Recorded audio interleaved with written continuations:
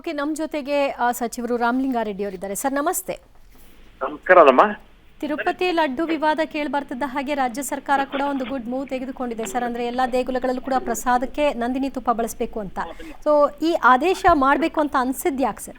ಈಗ ಏನಾಗುತ್ತೆ ಅಂದ್ರೆ, ತಿರುಪತಿ ಅಂದ್ರೆ ಲಕ್ಷಾಂತರ ಜನ ಹೋಗುವಂತ ದೇವಸ್ಥಾನ. ಅಲ್ಲಿ ಈ ತರದ ಒಂದು ವಿಚಾರ ಬಂತಲ್ಲ, ಬಂದಾಗ ಸಹಜವಾಗಿ ಏನಾಗುತ್ತೆ, ನಮ್ಮಲ್ಲಿರ್ತಕ್ಕಂಥವ್ರಿಗೆ ಏನಾದ್ರು ಸ್ವಲ್ಪ ಡೌಟ್ ಬರ್ಬೋದು.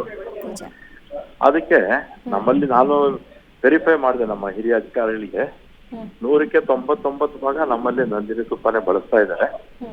ಯಾವುದಕ್ಕಿರ್ಲಿ ಒಂದು ಸರ್ಕ್ಯುಲರ್ ನಮ್ಮ ಕಮಿಷನರ್ಗೆ ಹೇಳಿ ಒಂದು ಸರ್ಕ್ಯುಲರ್ ಇಶ್ಯೂ ಮಾಡಿಸ್ತೆ, 100ಕ್ಕೆ 100 ಭಾಗ ಎಲ್ಲರೂ ಕೂಡ ನಂದಿನಿ ತುಪ್ಪವನ್ನೇ ಬಳಸಬೇಕು ನಮ್ಮಲ್ಲಿ ಅಂತ.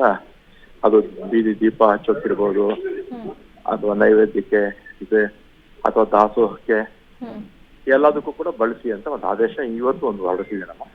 ಅಂದ್ರೆ ನಾರ್ಮಲಿ ನಂದಿನಿ ತುಪ್ಪನೇ ಬಳಸ್ತಾ ಇದ್ರಾ ಸರ್? ಅಥವಾ ಹೌದು, ನಮ್ಮಲ್ಲಿ 100ಕ್ಕೆ 99 ಭಾಗ ಬಳಸ್ತಾರೆ. ನಮ್ಮಲ್ಲಿ 100ಕ್ಕೆ 99 ಭಾಗ ಬಳಸ್ತಾರೆ.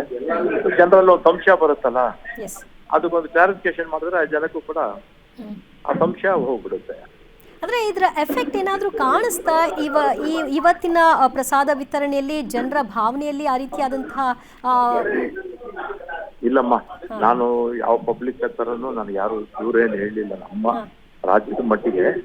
ಆದ್ರೆ ಮಾಧ್ಯಮಗಳೆಲ್ಲ ಬರ್ತಾ ಇದೆಯಲ್ಲ, ಸಹಜವಾಗಿ ಈ ಪ್ರಿಂಟ್ ಮೀಡಿಯಾ, ಎಲೆಕ್ಟ್ರಾನಿಕ್ ಮೀಡಿಯಾ ಮತ್ತು ಸೋಷಿಯಲ್ ಮೀಡಿಯಾದಲ್ಲೆಲ್ಲ ಬರ್ತಾ ಇರೋದ್ರಿಂದ ಜನರ ತಲೆಯಲ್ಲಿ ಒಂದು ಸಂಶಯ ಇರುತ್ತಲ್ಲ, ಅದ್ಯಾಕೆ ನಿವಾರಣೆ ಯಾಕೆ ಮಾಡಬಾರ್ದು ಅಂತ ನಾನು ಒಂದು ಸರ್ಕ್ಯುಲರ್ ಮಾಡಿದೆ. Okay, yes sir, thank you.